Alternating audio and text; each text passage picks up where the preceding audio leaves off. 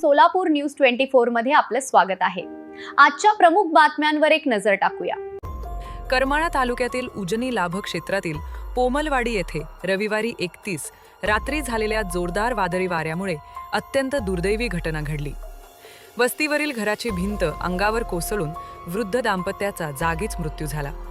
मृतांची नावे जगन्नाथ मारुती नवले वय 80 आणि शालन जगन्नाथ नवले वय 75 अशी आहेत। हे दाम्पत्य उजनी जलाशयाजवळील आपल्या वस्तीवर राहत होते। रविवारी रात्री सुमारे 9 ते 9:30 दरम्यान ते जेवणासाठी बसले असताना अचानक आलेल्या वादळी वाऱ्यामुळे सिमेंट विटा एकावर एक रचून तयार केलेली भिंत त्यांच्या अंगावर कोसळली। या दुर्घटनेत दोघांचाही जागीच मृत्यू झाला।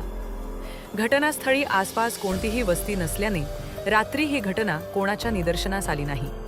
दरम्यान करमाळा येथे असलेल्या त्यांच्या नातवाने रात्री फोन केला असता प्रतिसाद मिळाला नाही। त्यामुळे तो सोमवारी सकाळी वस्तीवर आला असता हा धक्कादायक प्रकार उघडकीस आला।